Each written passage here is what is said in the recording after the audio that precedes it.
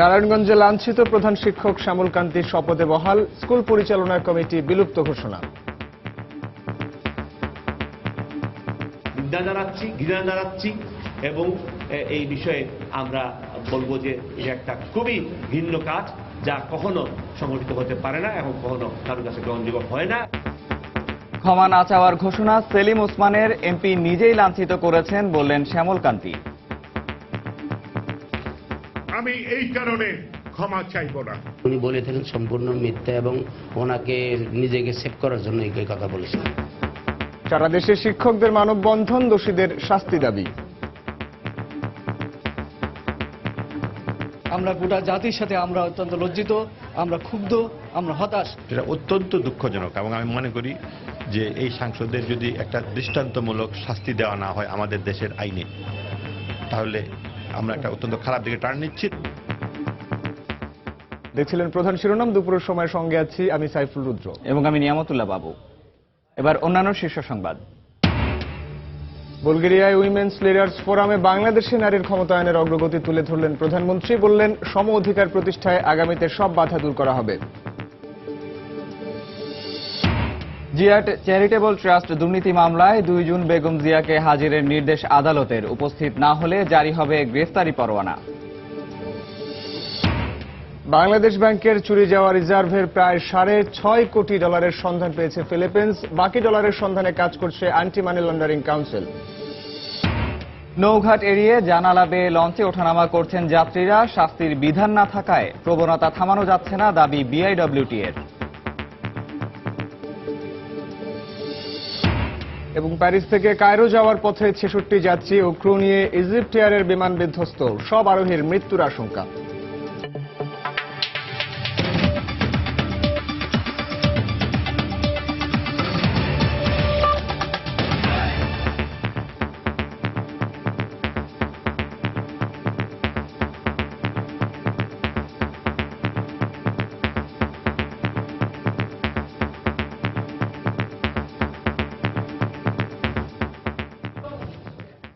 নারায়ণগঞ্জে লাঞ্ছিত শিক্ষক শ্যামল কান্তি ভক্তকে শপথে বহাল রেখে স্কুল কমিটি বাতিল ঘোষণা করেছেন শিক্ষামন্ত্রী নুরুল ইসলাম নাহিদ।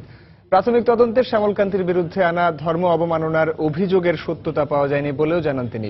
সকালে রাজধানীর সেগুনবাগিচায় আন্তর্জাতিক মাতৃভাষা ইনস্টিটিউটে সংবাদ সম্মেলনে একথা জানান শিক্ষামন্ত্রী। সভ্য সমাজে শিক্ষক লাঞ্ছনার ঘটনা ন্যাক্কারজনক মন্তব্য করে তিনি বলেন, তদন্ত প্রতিবেদনের পূর্ণাঙ্গ পর্যালোচনার শেষে দোষীদের বিরুদ্ধে ব্যবস্থা নেওয়া হবে। গত 13 মে নারায়ণগঞ্জের পিয়ার সাত্তার লতিফ উচ্চ বিদ্যালয়ের শিক্ষক শ্যামল কান্তি ভক্তের লাঞ্ছনার ঘটনায় প্রতিবাদের ঝড় ওঠে সারা দেশে। সামাজিক যোগাযোগ মাধ্যমের পাশাপাশি প্রতিবাদের ঝড় ওঠে রাজপথেও। শাস্তির দাবি ওঠে দোষীদের বিরুদ্ধে। ঘটনা জানাজানির পর শিক্ষক লাঞ্ছনার এই ঘটনায় তীব্র নিন্দা ও ক্ষোভ প্রকাশ করে মাঠে নামে শিক্ষা মন্ত্রণালয়। গঠিত হয় তদন্ত কমিটি। 3 দিনের সরজমিন অনুসন্ধান শেষে কমিটির প্রতিবেদনে ঘটনায় স্কুলের পরিচালনা কমিটির ভূমিকা নিয়ে প্রশ্ন তোলা হয়। আমরা সেই কমিটিকে অযোগ্য এবং তার দায়িত্বের সাথে সঙ্গতিপূর্ণ নয় বিধায় কমিটিকে বাতিল ঘোষণা করছি। তদস্থলে নারায়ণগঞ্জ জেলার ডিসির নেতৃত্বে আমরা কমিটি করে দিচ্ছি। সেখানে প্রধান শিক্ষককে বরখাস্ত করার যে সিদ্ধান্ত নেওয়া হয়েছে সেই সিদ্ধান্তকেই আমরা বাতিল ঘোষণা করছি। সুতরাং প্রধান শিক্ষক তার পদে তিনি বহাল আছেন, তিনি তার দায়িত্ব পালন করে যাবেন। প্রাথমিক এই তদন্ত প্রতিবেদনে শিক্ষক শ্যামল কান্তির বিরুদ্ধে আনা ধর্ম অবমাননার অভিযোগের কোনো সত্যতা পাওয়া যায়নি বলেও জানানো হয়।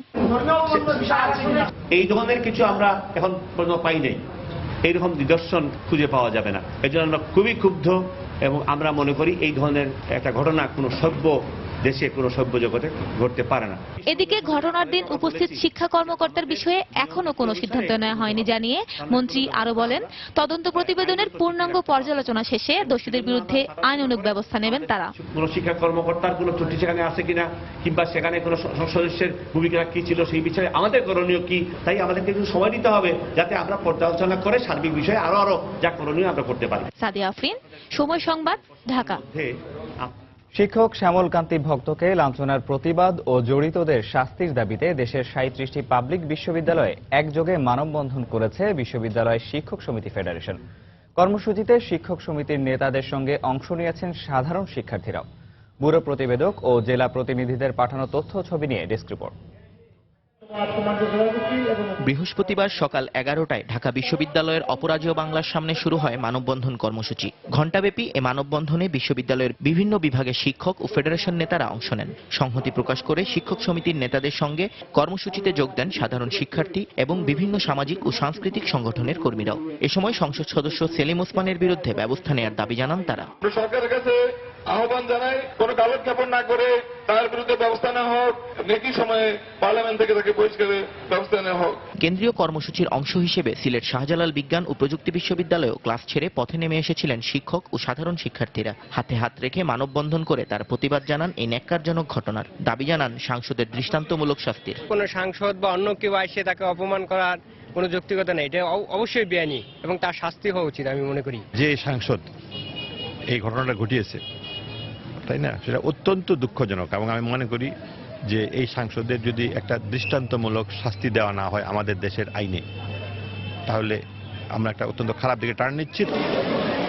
এদিকে বরিশালে বৃষ্টি উপেক্ষা করে প্রতিবাদ কর্মসূচি পালন করেছেন শিক্ষকরা। বৃষ্টির কারণে রাস্তায় নামতে না পারলেও প্রশাসনিক ভবনের সামনে জড়ো হয়ে এই কর্মসূচি পালন করেন তারা। একই পরিস্থিতি ছিল খুলনাতেও। বিশ্ববিদ্যালয়ের ক্যাম্পাসে অদম্য বাংলা চত্বরে আর কত লজ্জায় এ জাতি হবে লজ্জিত স্লোগান সংবলিত ব্যানার নিয়ে মানববন্ধন করেন বিশ্ববিদ্যালয়ের বিভিন্ন বিভাগের শিক্ষকরা। এ সময় কর্মসূচি থেকে শ্যামলকান্তি ভক্তকে লাঞ্ছনার ঘটনায় জড়িতদের দ্রুত আইনের আওতায় আনার জোর দাবি জানানো হয়। এই নির্যাতন কোনোভাবেই শিক্ষক সমাজের একজন সদস্য হিসেবে আমরা মেনে নিতে পারছি না। আমরা গোটা জাতির সাথে আমরা অত্যন্ত লজ্জিত, আমরা ক্ষুব্ধ, আমরা হতাশ। রাজশাহীতেও সিনেট ভবনের সামনে জড়ো হন শিক্ষক সমিতির নেতারা। পরে শিক্ষক লাঞ্ছনার প্রতিবাদে মানববন্ধন করেন তারা। আমরা মনে করি যে একজন হত্যাকারীকে যেভাবে শনাক্ত করে, যেভাবে ট্রিট করে একটা জাতি, একজন শিক্ষকের লাঞ্ছনাকারীকেও ঠিক সেরকম ভাবেই ট্রিট করা উচিত। এছাড়া রংপুর, ময়মনসিংহ, কুমিল্লা সহ দেশের সবকটি পাবলিক বিশ্ববিদ্যালয়েও কেন্দ্রীয় কর্মসূচির অংশ হিসেবে একযোগে শ্যামলকান্তি ভক্তকে লাঞ্ছনার প্রতিবাদে মানববন্ধন করেছেন বাংলাদেশ বিশ্ববিদ্যালয় শিক্ষক ফেডারেশন নেতারা। নিয়ন মোহাইমিন, সময় সংবাদ। নারায়ণগঞ্জের শিক্ষক লাঞ্ছনার ঘটনায় অভিযুক্ত স্থানীয় সংসদ সদস্য সেলিম ওসমান বলেছেন, ইসলাম ধর্ম নিয়ে বিরূপ মন্তব্যকারীকে শাস্তি দেওয়ার অপরাধে ফাঁসি হলেও মাথা পেতে নিতে তার আপত্তি নেই। সকালে নারায়ণগঞ্জ প্রেস ক্লাবে এক সংবাদ সম্মেলনে এই ঘটনার জন্য তিনি ক্ষমা চাইবেন না বলেও জানান। তবে উদ্ভূত পরিস্থিতির জন্য সাংবাদিকদের কাছে দুঃখ প্রকাশ করেন সেলিম ওসমান। ধর্ম সম্বন্ধে যদি কেউ কিছু বলে, তাতে যদি আদালত আমাকে ফাঁসি দেয়, আমি পরম করুণাময় আল্লাহ তাআলার কাছে শুকরিয়া করব। আমি অন্তত জাহান্নাম থেকে বেঁচে আমি এই দুনিয়ায় আল্লাহকে কটাক্ষ করে কথা বলার জন্য আমি কাউকে শাস্তি দিতে পেরেছি, তাতে আমার ফাঁসি হোক। আমি লজ্জিত, আমি দুঃখিত, আমি এই কারণে ক্ষমা চাইব না। ধর্ম নিয়ে কোনো কটূক্তি করেননি বলে আবারও দাবি করেছেন শ্যামলকান্তি ভক্ত। নিজে বাঁচার জন্য সংসদ সদস্য সেলিম ওসমান এখন মিথ্যা বলছেন বলেও দাবি করেন তিনি। দুপুরে সেলিম ওসমানের সংবাদ সম্মেলনের পর নারায়ণগঞ্জে একটি হাসপাতালে শ্যামলকান্তি সাংবাদিকদের একথা জানান। আমি ধর্ম নিয়ে কোনো কটূক্তি করিনি। যদি উনি বলে থাকেন সম্পূর্ণ মিথ্যা এবং ওনাকে নিজেকে সেভ করার জন্য এই কথা বলেছেন। আমি ভর্তি হওয়ার পরই এমপি সাহেব আমাকে যোগাযোগ করে চলেছেন। আমার বলছে যে আপনি উন্নত চিকিৎসা চান, যা চান আমি আপনারা করে দেব, আপনি শুধু আমাকে একটা লিখিত পাঠিয়ে দেন। যে ব্যক্তি আমাকে কান্দের উদ্বাস করে, আমাকে থাপ্পড় মারে, তার সেই শক্ত হাত দিয়ে 4টে থাপ্পড় মারে এবং কোনো কিছু জিজ্ঞাসা না করে, সে বলতে পারে সে তো পলিটিক্যাল লিডার, সে তো এমপি, সে তো কত কথাই বলতে পারে, এখন সেটা তার ব্যাপার। শিক্ষক লাঞ্ছনার ঘটনায় সেলিম ওসমানকে ক্ষমা চাওয়ার আহ্বান জানিয়েছেন আওয়ামী লীগের যুগ্ম সাধারণ সম্পাদক মাহবুবুল আলম হানিফ।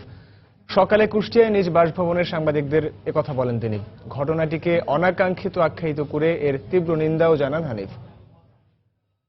যখনই আমরা এটা জানতে পেরেছি, সঙ্গে সঙ্গে ঘটনার তীব্র নিন্দা জানিয়েছি, এদের প্রতিবাদ করেছি এবং আওয়ামী লীগের পক্ষ থেকে সেলিম ওসমানকে, তাকে ওই প্রধান শিক্ষক এবং জাতির কাছে ক্ষমা চাওয়ার আহ্বান জানিয়েছি। আমরা আশা করি, এখনো আশা করি যে সংসদ সদস্য সেলিম ওসমান তার এই কৃতকর্মের, এই ভুল কাজের অনুধাবন করে সে জাতির কাছে ক্ষমা চাইবেন বা শিক্ষকের কাছে ক্ষমা চাইবেন।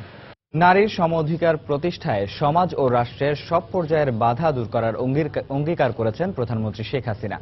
গতকাল বুলগেরিয়ার রাজধানী সোফিয়ায় গ্লোবাল উইমেন লিডার্স ফোরামের উদ্বোধনী অনুষ্ঠানে বক্তব্যে প্রধানমন্ত্রী এ অঙ্গীকার করেন। নারীর রাজনৈতিক ক্ষমতায়নের দিকটি তুলে ধরে শেখ হাসিনা বলেন, বাংলাদেশই সম্ভবত একমাত্র দেশ যেখানে প্রধানমন্ত্রী, বিরোধী দলীয় নেতা, স্পিকার ও সংসদ উপনেতা সবাই নারী। এর আগে লন্ডন থেকে সোফিয়ায় পৌঁছালে সেখানে থাকা বাংলাদেশি কমিউনিটির নেতৃবৃন্দ ও ফোরামের আয়োজকদের পক্ষ থেকে প্রধানমন্ত্রীকে স্বাগত জানানো হয়। অনুষ্ঠানে প্রধানমন্ত্রীকে স্বাগত জানান ইউনেস্কোর মহাপরিচালক ইরিনা বোকোভা। প্রধানমন্ত্রী শেখ হাসিনা অনুষ্ঠানে মূল প্রবন্ধ উপস্থাপন করে নারীর ক্ষমতায়নে তার সরকারের নেয়া নানা পদক্ষেপের কথা তুলে ধরেন। শিক্ষা, স্বাস্থ্য, কর্মসংস্থানে বাংলাদেশের নারীরা পৃথিবীর অন্য যে কোনো দেশের তুলনায় এগিয়ে বলেও উল্লেখ করেন তিনি। বিশ্বকে নারীর জন্য নিরাপদ করতে এবং সম অধিকার প্রতিষ্ঠায় একযোগে কাজ করতে বিশ্ব নেতাদের প্রতি আহ্বান জানান প্রধানমন্ত্রী।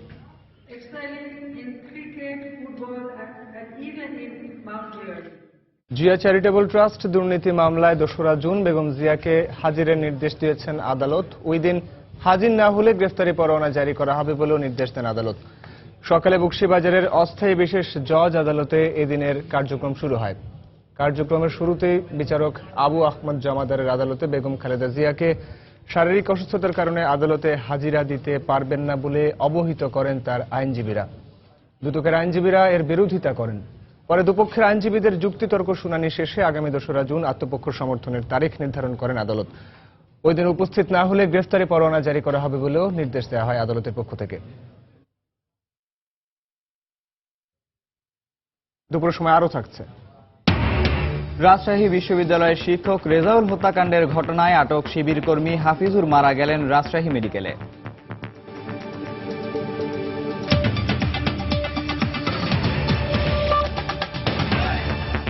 তাই তো সবাই বলে শিলপাল্লার দিন শেষ, মেগা ডিজিটাল স্কেলে বাংলাদেশ।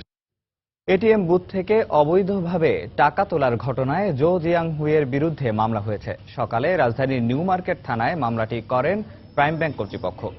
গতকাল রাজধানীর এলিফ্যান্ট রোডের একটি এটিএম বুথ থেকে অবৈধভাবে টাকা তোলার সময় জো জিয়াং হুই নামে ওই চীনা নাগরিককে আটক করে বুথে থাকা নিরাপত্তারক্ষী।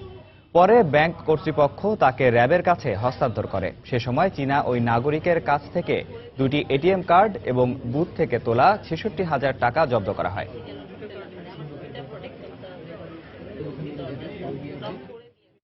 নৌপথে চলাচলে প্রতিদিন হাজারো যাত্রী ছোট ছোট ডিঙি নৌকায় করে জীবনের ঝুঁকি নিয়ে লঞ্চে ওঠানামা করছে।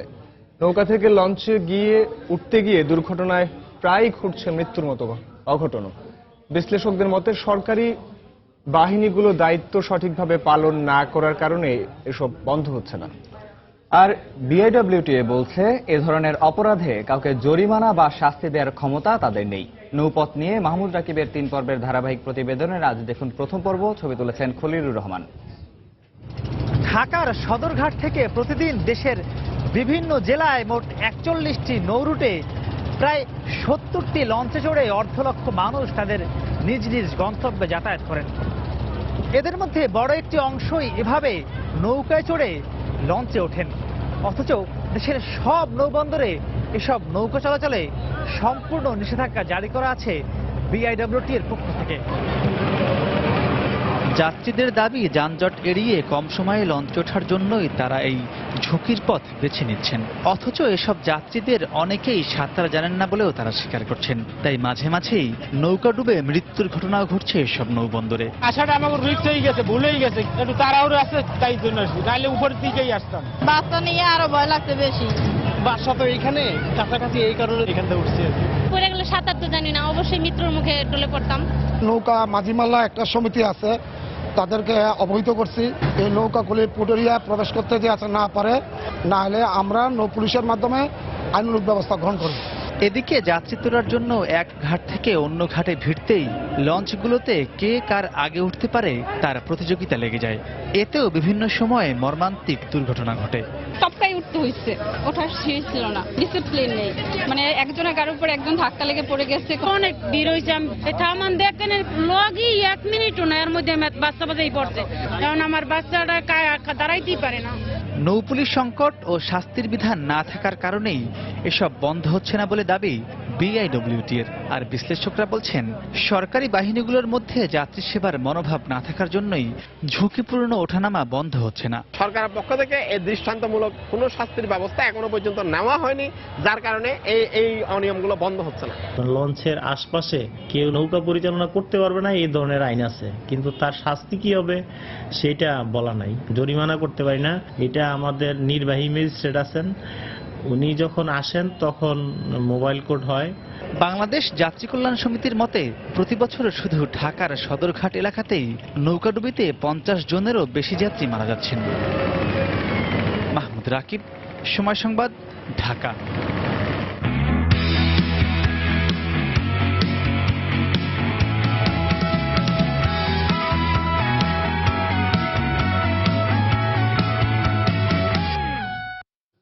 আইপিএল এর খবর। প্লে অফের রেসে টিকে থাকতে জয়ের বিকল্প নেই কলকাতা নাইট রাইডার্স ও গুজরাট লায়ন্সের। এমন সমীকরণ সামনে রেখে সুরেশ রায়নার গুজরাটের বিপক্ষে মাঠে নামবে কেকেআর। কানপুরে দু দলের ম্যাচটি শুরু হবে বাংলাদেশ সময় আজ রাত 8:30টায়। 12 ম্যাচের সমান 14 পয়েন্ট কলকাতা ও গুজরাটের। গ্রুপ পর্বে বাকি আর দুটি ম্যাচ, তাই প্লে অফের সম্ভাবনা বাঁচিয়ে রাখতে এই ম্যাচে জিততেই হবে সাকিবের কলকাতাকে। একই লক্ষ্য থাকবে গুজরাট লায়ন্সের, কেননা পয়েন্ট টেবিলে 5 নম্বরে থাকা দলেরও সম্ভাবনা আছে প্লে অফ খেলার। এর আগে আসরে প্রথম দেখায় গুজরাটকে হারিয়েছিল সাকিবের কলকাতা। সেই স্মৃতি এই ম্যাচেও রোমন্থন করতে চাইবে গম্ভীরের দল। তবে কলকাতার হয়ে দুর্দান্ত পারফরমেন্স করা অলরাউন্ডার আন্দ্রে রাসেল ম্যাচ খেলতে পারবেন না ইনজুরির কারণে। এমন খবরে কিছুটা হলেও স্বস্তি দিচ্ছে গুজরাটকে। আগের ম্যাচে বেঙ্গালুরুর কাছে বাজে হার ভুলে ম্যাককালাম ফ্রেঞ্চরা চাইবে ঘরের মাঠে গুজরাটের প্রত্যাশা পূরণ করতে। রাজশাহী বিশ্ববিদ্যালয়ের ইংরেজি বিভাগের শিক্ষক রেজাউল করিম সিদ্দিকী হত্যার ঘটনায় আটক শিবিরকর্মী হাফিজুল ইসলাম রাজশাহী মেডিকেলে মারা গেছেন। চিকিৎসক জানান, ভোর 4:30টার দিকে হাফিজ মেডিসিন বিভাগে চিকিৎসাধীন অবস্থায় মারা যান। তিনি রক্তশূন্যতাজনিত রোগে ভুগছিলেন বলে জানিয়েছেন চিকিৎসক। গত 24 এপ্রিল রেজাউল করিম হত্যাকাণ্ডের পরদিন হাফিজকে আটক করা হয়। পরে কারাগারের শারীরিক অবস্থার অবনতি হলে 17 মে তাকে হাসপাতালে ভর্তি করে কারা কর্তৃপক্ষ। হাফিজ রাজশাহী বিশ্ববিদ্যালয়ের লোক প্রশাসন বিভাগের 2য় বর্ষের ছাত্র।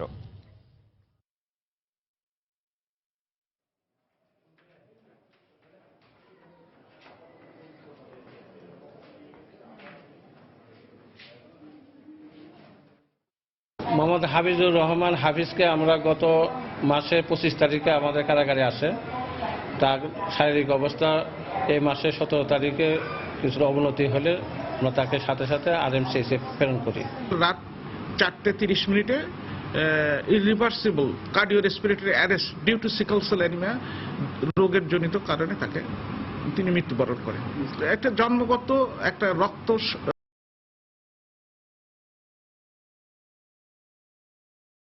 বর্তমান সরকার ও জঙ্গি গোষ্ঠী একই ধরনের আচরণ করছে বলে দাবি করেছেন বিএনপির যুগ্ম মহাসচিব রুহুল কবির রিজভী। সকালে রাজশাহী বিশ্ববিদ্যালয়ের নিহত শিক্ষক রেজাউল করিম সিদ্দিকীর পরিবারের সঙ্গে দেখা করেন তিনি। পরে সাংবাদিকদের সঙ্গে কথা বলেন রিজভী। একটি ভোটারবিহীন সরকার, অগণতান্ত্রিক সরকার ক্ষমতায় থাকে, সেই সব দেশেই আপনার এই ধরনের মানবতা বিরোধী, সভ্যতা বিরোধী জঙ্গি গোষ্ঠী, সেই জঙ্গি গোষ্ঠীর উদ্ভব হয়। আপনারা দেখবেন যে এই সরকারের সাথে জঙ্গি গোষ্ঠীর অনেক ক্ষেত্রে মিল আছে। জঙ্গিরা যেমন যে মতাদর্শে বিশ্বাস করে, অন্য মতাদর্শকে তারা বরদাস্ত করে না, তাদেরকে হত্যা করে, রক্তপাত ঘটায়। এই সরকারও দেখবেন যে একদলীয় শাসন ব্যবস্থা করেছে। এরা কোনো গণতন্ত্রের ন্যূনতম যে নর্মস সেটাকে তারা মান্য করে না। নিখোঁজের একদিন পর রাজধানীর সবুজবাগ নন্দীপাড়া এলাকা থেকে মতিঝিল মডেল স্কুল বাসাবো শাখার 7ম শ্রেণীর এক শিক্ষার্থীর লাশ উদ্ধার করেছে পুলিশ। সকালে নন্দীপাড়া ঝিলে মৃতদেহ ভাসতে দেখে পুলিশকে খবর দেয় স্থানীয়রা। পরে পুলিশ এসে লাশটি উদ্ধার করে। নিহতের পরিবার জানায়, গতকাল দুপুর থেকে সিয়ামকে খুঁজে না পেয়ে রাতে থানায় একটি সাধারণ ডায়েরি করে তারা। পরে আজ তার লাশ পায় পরিবারের ধারণা, গোসল করতে গিয়ে পানিতে ডুবে মৃত্যু হতে পারে তার। ময়নাতদন্তের জন্য সিয়ামের মৃতদেহ ঢাকা মেডিকেলে নেওয়া হয়েছে। এই ঘটনায় সবুজবাগ থানায় একটি অপমৃত্যুর মামলা হয়েছে।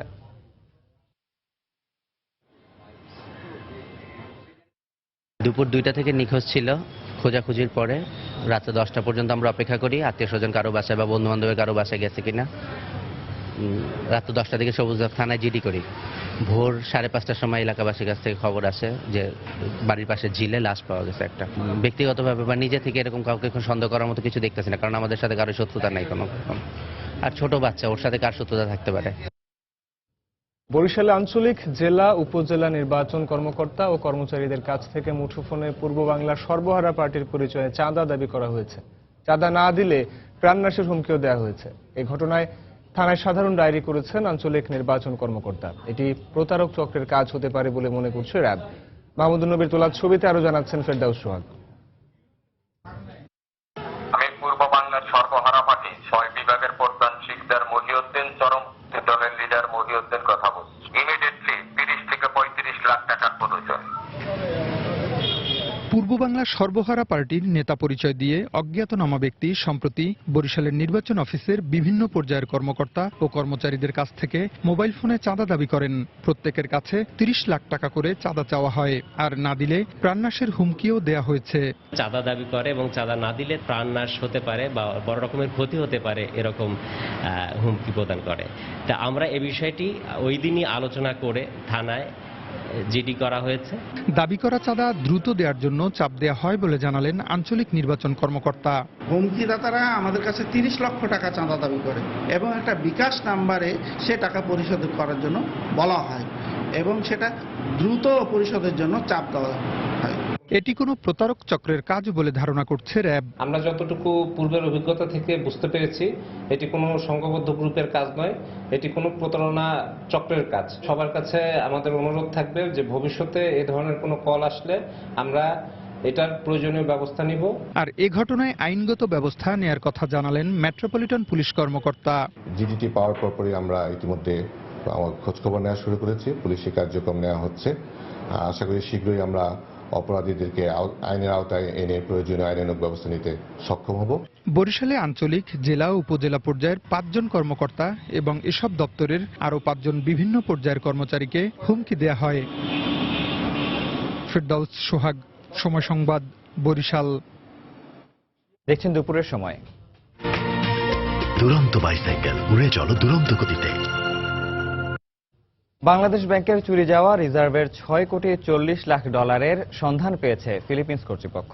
অবশিষ্ট $1,70,00,000 সন্ধানে কাজ করছে দেশটির anti money laundering council. Reserve চুরির ঘটনায় ফিলিপিন্স সিনেট আয়োজিত ধারাবাহিক শুনানিতে এ তথ্য দিয়েছে AMLC। ফিলিপিন্সে নিযুক্ত বাংলাদেশের রাষ্ট্রদূত জন গোমেজ আশা প্রকাশ করেছেন, শিগগিরই বেহাত হওয়া সব অর্থ ফেরত দেবে ফিলিপিন্স সরকার। ঘটনার প্রায় ৩ মাস পর বাংলাদেশ ব্যাংকের রিজার্ভ থেকে চুরি হওয়া অর্থের বেশিরভাগের সন্ধান পাওয়ার দাবি করেছে ফিলিপিন্সের অ্যান্টি মানি লন্ডারিং কাউন্সিল। দেশটির প্রেসিডেন্ট নির্বাচনের কারণে কয়েক সপ্তাহ বিরতির পর বৃহস্পতিবার শুরু হওয়া সিনেট শুনানিতে কাউন্সিল দাবি করেছে $6,40,00,000 সন্ধান পাওয়ার। এছাড়া অবশিষ্ট $1,70,00,000 অভিযুক্ত মুদ্রা বিনিময় প্রতিষ্ঠান ফিলরেমের কাছে আছে বলেও ধারণা করছে তারা। বাংলাদেশ ভুক্তভোগী, তাদের প্রতি আমাদের সহানুভূতি রয়েছে, কিন্তু এটাও মানতে হবে অর্থ উদ্ধার কিংবা ফেরত দেওয়ার ব্যাপারে কিছু আইনি প্রক্রিয়াও রয়েছে। নিশ্চয়ই আমাদেরকে তার মধ্য দিয়েই যেতে হবে। AMLC $6,40,00,000 সন্ধান পেয়েছে। আশা করছি শিগগিরই সব অর্থের ঠিকানা পাওয়া যাবে।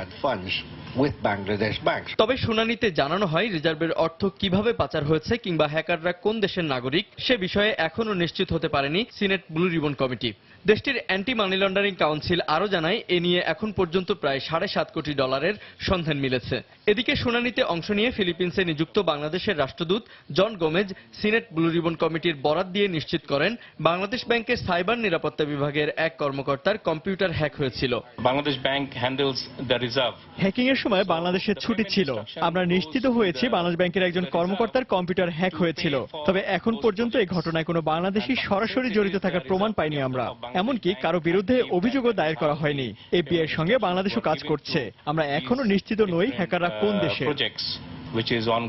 শুনানিতে রাষ্ট্রদূত বলেন, বাংলাদেশ সহ বিশ্ব গণমাধ্যম পুরো বিষয়টি পর্যালোচনা করছে।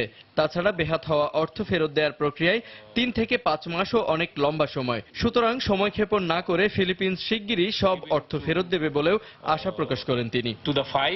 জুবাইর ফয়সাল, সময় সংবাদ।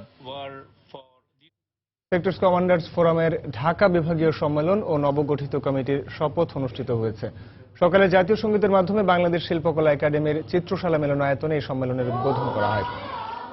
আন্তর্জাতিক অপরাধ ট্রাইব্যুনালের মাধ্যমে দেশ ও দেশের বাইরে আত্মগোপনে থাকা সব যুদ্ধাপরাধীর বিচার দাবি করেন অতিথিরা। অনুষ্ঠানে নবনির্বাচিত কার্যনির্বাহী পরিষদের সদস্যদের শপথ পাঠ করান সেক্টর কমান্ডার্স ফোরামের চেয়ারম্যান অবসরপ্রাপ্ত major general K M Shafiullah.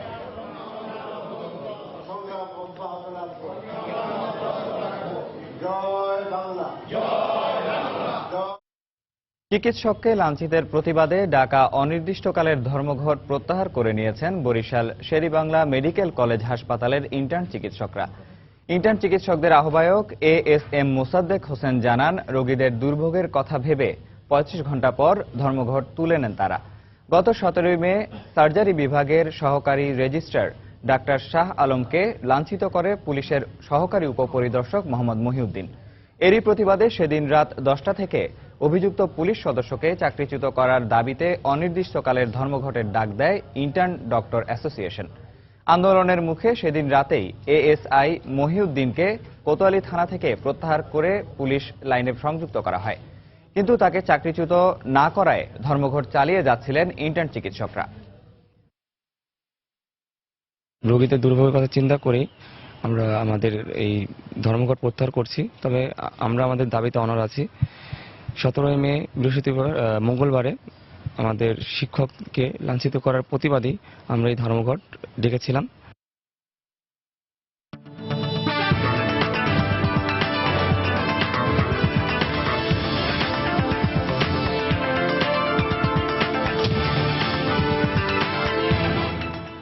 2016-17 অর্থ বছরের বাজেটের সামাজিক নিরাপত্তা খাতে বরাদ্দ থাকতে পারে জিডিপির 2.2%। বিশ্লেষকরা বলছেন, দারিদ্র্য বিমোচনে এই খাতে বরাদ্দ আরও বাড়ানো প্রয়োজন। সেই সঙ্গে সামাজিক নিরাপত্তা খাতের প্রকল্পগুলোর স্বচ্ছতা নিশ্চিত করতে সুনির্দিষ্ট দিক নির্দেশনা থাকা উচিত বলে মনে করছেন তারা।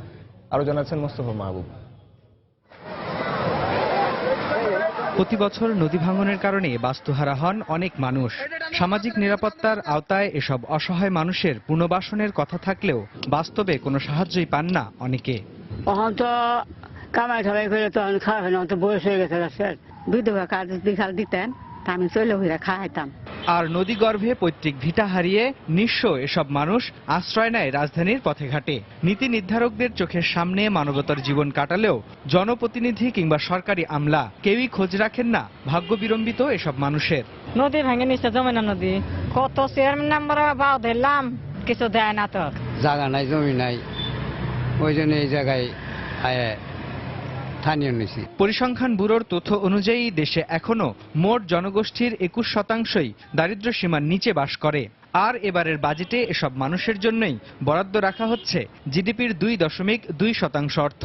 অর্থনীতিবিদরা বলছেন, চাহিদার তুলনায় এ অর্থ পর্যাপ্ত নয়। জিডিপির 4% পর্যন্ত বরাদ্দ হলে দেখা গেছে যে সেটা দারিদ্র্য বিমোচনে বিশেষ ভূমিকা রাখবে। আমরা এখন মোটামুটি 2-2.5% এর মধ্যে অবস্থান করছি, এবং সেক্ষেত্রে 2-2.5%-এর অর্ধেক যদি আবার অপচয় হয়, তাহলে কিন্তু আমরা সত্যিকার অর্থে 1-1.5%-এর মধ্যে থাকছি। তবে সামাজিক নিরাপত্তা খাতে নেওয়া কর্মসূচিগুলোর স্বচ্ছতা এবং স্থানীয় সরকার ব্যবস্থায় সংস্কার ও জবাবদিহিতা নিশ্চিত করা গেলে বরাদ্দকৃত অর্থ দিয়েও আরো বেশি সুফল পাওয়া সম্ভব বলে মত বিশ্লেষকদের। বিপদ নিচের দিকে যেটা হচ্ছে দুর্নীতি, লিকেজ, ওয়েস্টেজ। দুর্নীতি, লিকেজ, ওয়েস্টেজটা দূর করার সবচেয়ে শ্রেষ্ঠ উপায় হচ্ছে তলের দিক থেকে তথ্যের স্বচ্ছতা এবং তলের দিক থেকে নিশ্চিত জবাবদিহিতা, এবং সেটা করা তো অনেকখানি নির্ভর করবে তৃণমূলের গণতান্ত্রিক শক্তিকে আপনি কতটুকু স্পেস দিচ্ছেন তার উপর। সামাজিক নিরাপত্তা খাতে বরাদ্দ বাড়ানোর পাশাপাশি তার শতভাগ কাজে লাগাতে এ খাতে তথ্য প্রযুক্তির ব্যবহার আরও বাড়ানোর তাগিদ দিলেন তারা। মুস্তফা মাহবুব, সময় সংবাদ, ঢাকা। দুপুরের সময় আরো থাকছে। ভারতের পশ্চিমবঙ্গে আবারও সরকার গঠন করতে যাচ্ছে তৃণমূল। প্রাথমিক ফলে এগিয়ে মমতার দল। মোদির আগাম অভিনন্দন। এবং দেশব্যাপী শুরু হলো সুইমিং ট্যালেন্ট হান্ট প্রতিযোগিতা। অংশ নিচ্ছেন প্রায় 25,000 সাঁতারু।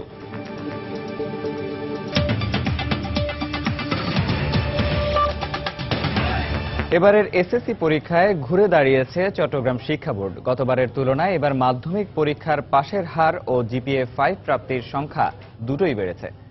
শিক্ষা বোর্ডের কর্মকর্তাদের মতে 3 পার্বত্য জেলায় পাশের হার বাড়ায় সামগ্রিক ফলে এর প্রভাব পড়েছে। বিস্তারিত জানাচ্ছেন পার্থপ্রতিম বিশ্বাস। চট্টগ্রাম শিক্ষা বোর্ডে এবার পাশের হার 90.44%। 2015 সালে যা ছিল 82.87%। গতবার জিপিএ 5 প্রাপ্তির সংখ্যা ছিল 7,116 জন, এবার 550 জন বেড়েছে। শিক্ষার্থীদের সৃজনশীলে ভীতি কমার কারণেই চট্টগ্রাম শিক্ষা বোর্ড ভালো ফল করেছে বলে জানান বিদ্যালয়ের প্রধান শিক্ষকরা। পড়াশোনার প্রতি অনেক বেশি মনোযোগী হয়েছে, বিভিন্ন বিষয়ে তারা সমান গুরুত্ব দিয়েছে, সেই কারণে পাশের হারও ভালো হয়েছে চিটাং বোর্ডে। আর রেজাল্টও অনেক সব স্কুলের রেজাল্টই ভালো হয়েছে। শিক্ষকদের প্রচেষ্টা আর আমাদের ছাত্রগুলো ভালো, অভিভাবক সচেতন, এসবগুলো তো কাজ করে।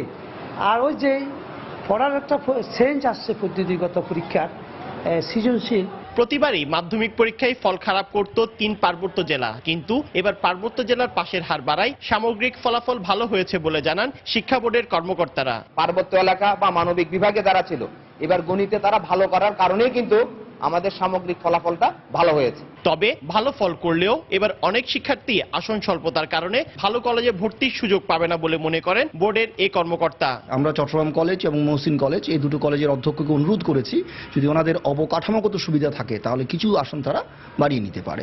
নগরীতে সরকারি কলেজ রয়েছে 6টি, যেখানে ভর্তি হওয়ার সুযোগ পাবে মাত্র 5,885 জন শিক্ষার্থী। এছাড়া শিক্ষা বোর্ডের অধীনে 196টি বেসরকারি কলেজে ভর্তির সুযোগ পাবে 39,000 শিক্ষার্থী। পার্থপ্রতিম বিশ্বাস, সময় সংবাদ, চট্টগ্রাম। দিনাজপুরে পঞ্চম দফায় নির্বাচনকে সামনে রেখে হাটবাজার গ্রামগঞ্জে প্রচারণায় ব্যস্ত প্রার্থীরা। ভোটারদের বাড়ি বাড়ি ঘুরছেন, দিচ্ছেন উন্নয়নের নানা প্রতিশ্রুতি। ভোটাররা চাচ্ছেন যোগ্য প্রার্থী। সরকার দলীয় প্রার্থীরা উন্নয়নের কথা বললেও ভয়ভীতি দেখানোর অভিযোগ করেছেন বিএনপি প্রার্থীরা। গোলাম নবী দুলালের তথ্য, মঞ্জিদ আলম শিমুলের ছবি নিয়ে ডেস্ক রিপোর্ট। 28 মে দিনাজপুরে পঞ্চম দফায় সদর উপজেলার 10টি ও বীরগঞ্জ উপজেলার 11টি সহ মোট 21টি ইউনিয়নে নির্বাচন হবে। প্রতীক বরাদ্দের পর প্রার্থীদের প্রচারণায় হাট বাজার গ্রামগঞ্জ সরগরম হয়ে উঠেছে। প্রার্থীদের পোস্টার ব্যানারে ছেয়ে গেছে এলাকার প্রতিটি অলিগলি। আর দিনরাত গণসংযোগে ব্যস্ত সময় পার করছেন চেয়ারম্যান ও সদস্যা প্রার্থীরা। আওয়ামী লীগের প্রার্থীদের আশা, সরকারের উন্নয়নের কারণেই ভোট পাবেন তারা। তবে বিএনপি প্রার্থীরা সুষ্ঠু নির্বাচন অনুষ্ঠান নিয়ে সন্দিহান। আগামী দিনের যে উন্নয়ন, যে আমাদের মাননীয় প্রধানমন্ত্রী যে ঘোষণা করেছেন, এই উন্নয়নকে আমি ঘরে ঘরে ইনশাআল্লাহ পৌঁছে দিব।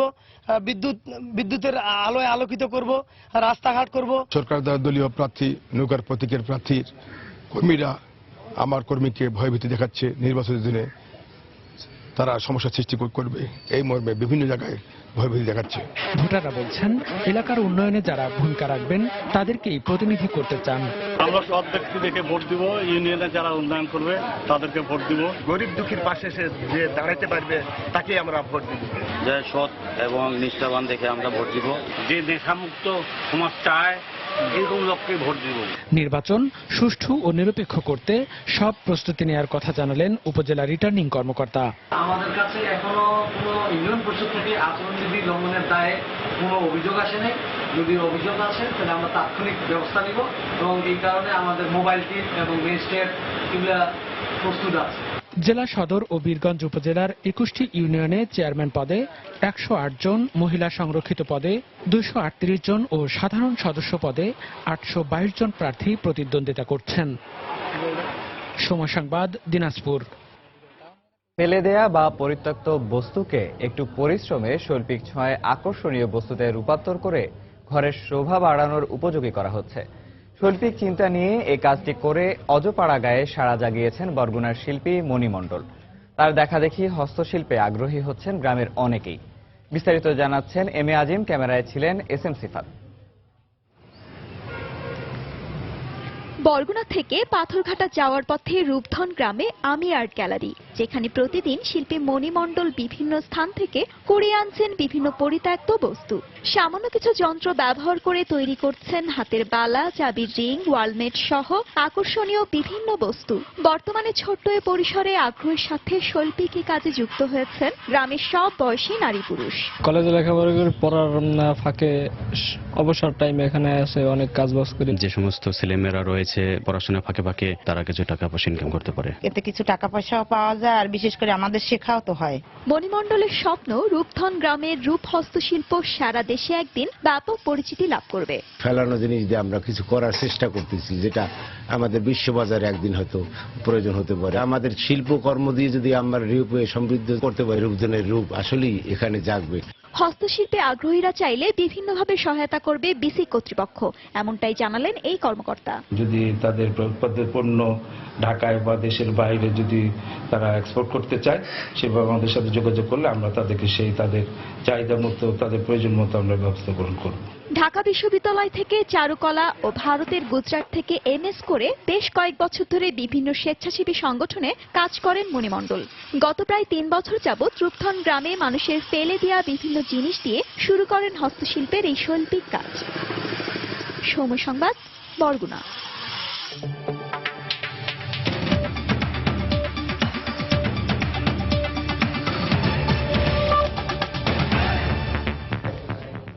প্যারিস থেকে কায়রো যাওয়ার পথে ইজিপ্ট এয়ারের নিখোঁজ বিমানটি ভূমধ্যসাগরে বিধ্বস্ত হয়েছে বলে মিশরের এভিয়েশন কর্মকর্তাদের বরাত দিয়ে জানিয়েছে বার্তা সংস্থা এপি। তবে বিমানটির 56 জন যাত্রী এবং 10 জন ক্রুর পরিণতি সম্পর্কে জানাতে পারেনি মিশর। আশঙ্কা করা হচ্ছে যাত্রীদের কেউ আর বেঁচে নেই। এরই মধ্যে স্বজনের খোঁজে পরিবারের সদস্যরা ইজিপ্ট এয়ারের অফিসে ভিড় করতে শুরু করেছেন। প্রিয়জনের কোনো খোঁজ না পেয়ে অনেকেই কান্নায় ভেঙে পড়েন। মিশরের সরকারের পক্ষ থেকে জানানো হয়েছে, বিমান বাহিনী এবং নৌবাহিনী বিমানটির খোঁজে সর্বোচ্চ চেষ্টা চালিয়ে যাচ্ছে। বিমানের যাত্রীদের মধ্যে 15 জন ফরাসি নাগরিকও রয়েছেন। ফরাসি প্রেসিডেন্ট ফ্রাঁসোয়া ওলাদ মিশরীয় প্রেসিডেন্ট আবদেল ফাত্তাহ আল সিসির সঙ্গে উদ্ধার কাজের বিষয়ে ফোনে কথা বলেছেন। ফ্রান্সের পক্ষ থেকে উদ্ধার কাজে মিশরকে সাহায্য করার প্রস্তাবও দেওয়া হয়েছে। ভারতের পশ্চিমবঙ্গে আবারও সরকার গঠন করতে যাচ্ছে তৃণমূল কংগ্রেস। বিধানসভা নির্বাচনে প্রাথমিক ফলে 294 আসনের মধ্যে 200-রও বেশি আসনে এগিয়ে আছে ক্ষমতাসীন দলটি। এরই মধ্যে দলের প্রধান মমতা বন্দ্যোপাধ্যায়কে অভিনন্দন জানিয়েছেন দেশটির প্রধানমন্ত্রী নরেন্দ্র মোদী। সকাল 8টা থেকে কঠোর নিরাপত্তার মধ্যে রাজ্যের 90টি ভোট কেন্দ্রে একযোগে ভোট গণনা শুরু হয়। বিকেল নাগাদ পূর্ণাঙ্গ ফল প্রকাশের আশা করছে ভারতীয় গণমাধ্যম। পশ্চিমবঙ্গের পাশাপাশি আসাম, তামিলনাড়ু, কেরালা ও পুদুচেরিতেও বিধানসভা নির্বাচনের ভোট গণনা চলছে। আসাম বিধানসভার 126 আসনের মধ্যে 80টিরও বেশি আসনে এগিয়ে আছে কেন্দ্রের ক্ষমতাসীন দল বিজেপি।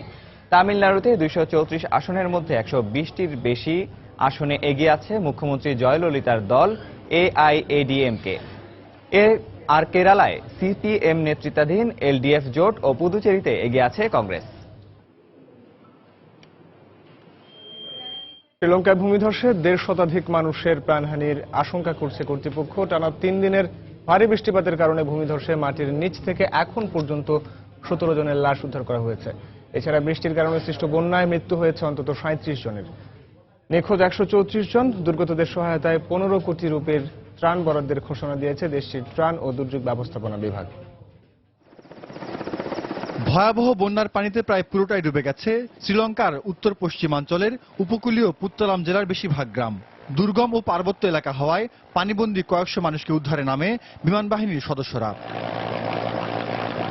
টানা ভারী বর্ষণে রাজধানী কলম্বোর উত্তর পূর্বাঞ্চলীয় 3টি গ্রামে ভয়াবহ ভূমিধসের ঘটনায় অন্তত 200টি পরিবার মাটির নিচে চাপা পড়েছে বলে আশঙ্কা রেডক্রসের। পাওয়া গেছে ব্যাপক প্রাণহানির খবর। এখনো অনেক লোক নিখোঁজ থাকলেও দুর্গম পার্বত্য এলাকায় যেতে হিমশিম খেতে হচ্ছে উদ্ধারকারীদের। যোগাযোগ ব্যবস্থা ভেঙে পড়ায় সেখানে ভারী সরঞ্জামাদি নেওয়াও যাচ্ছে না বলে জানায় কর্তৃপক্ষ। ক্ষতিগ্রস্তদের সার্বিক সহায়তার আশ্বাস দিয়েছে দেশটির দুর্যোগ ব্যবস্থাপনা বিভাগ। মৌসুমী বায়ুর প্রভাবে গেল কয়েকদিনে শ্রীলঙ্কার 25টি জেলার 19টি ভারী বর্ষণে কবলে পড়েছে। তলিয়ে গেছে রেলপথ ও মহাসড়কের বেশ কিছু অংশ। বাস্তুহারা হয়েছে প্রায় 3.5 লাখ মানুষ। জাহিদুর রহমান, সময় সংবাদ।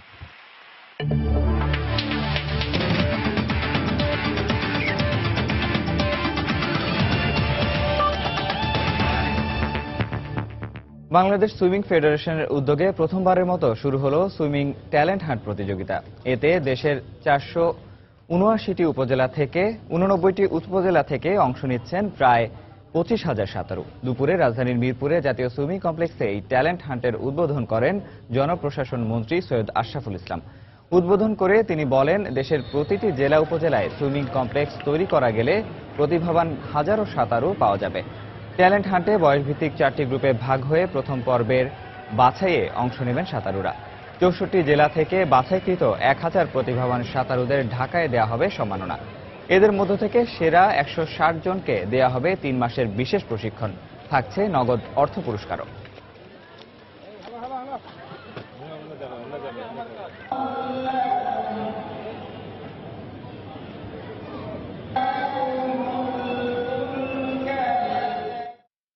আমরা যদি সারা দেশে একটা প্রতিটা উপজেলায় এই ধরনের একটা সুইমিং কমপ্লেক্স আমরা করে দিতে পারি, তাহলে কিন্তু ইয়াং জেনারেশন সাঁতারও শিখবে এবং প্রতিযোগিতামূলক সাঁতারে অংশ নিতে পারে। আমি ইমপ্রেস করার চেষ্টা করব সরকারকে, অন্তত প্রথমে প্রতিটা জেলায় একটা করে সুইমিং কমপ্লেক্স যাতে করা হয়। আবারও সাঁতারের দিকে আপনার এগিয়ে আসবে এবং তার মাধ্যমেই হাজার হাজার কম্পিটিটর আমরা তৈরি করব এবং একদিন হয়তো সার্ক গেমে আরো বেশি সোনা অর্জন করবে, অলিম্পিকেও একদিন সোনা নিয়ে আসবে। উয়েফা ইউরোপা লিগের খবর, কোকের জোড়া গোলে হ্যাটট্রিক শিরোপা জিতল সেভিয়া, ফলে নিশ্চিত হলো চ্যাম্পিয়ন্স লিগের টিকিটও। বার্সেলের জাকুব পার্কে উনাই এমেরি শিশুরা 3 গোলে হারিয়েছে লিভারপুলকে। এই জয়ে পঞ্চমবারের মতো ইউরোপা লিগের শিরোপা জিতল সেভিয়া, আর টানা 5 ফাইনাল থেকে খালি হাতে ফিরলেন ইউর্গেন ক্লপ।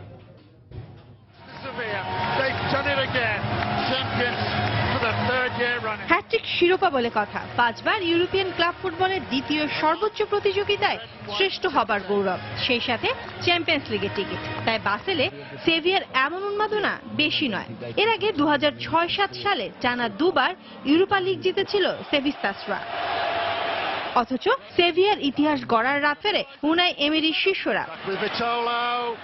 64 মিনিটে স্প্যানিশ ডিফেন্ডার কোকের গোলে এগিয়ে যায় সেভিয়া। বাঁশি বাজান রেফারি এরিকসন। ম্যাচের বাকি সময় সেরা একাদশে বেশ কিছু পরিবর্তন এনেও সেভিয়ার রক্ষণ দুর্গে ফাটল। সময় সংবাদ। দুপুরের সময় পর্যায়ে শীর্ষ সংবাদগুলো জানিয়ে দিচ্ছি আরো একবার। নারায়ণগঞ্জে লাঞ্ছিত প্রধান শিক্ষক শ্যামল কান্তি শপথে বহাল। স্কুল পরিচালনা কমিটি বিলুপ্ত ঘোষণা শিক্ষামন্ত্রীর। সারা দেশে শিক্ষকদের মানববন্ধন।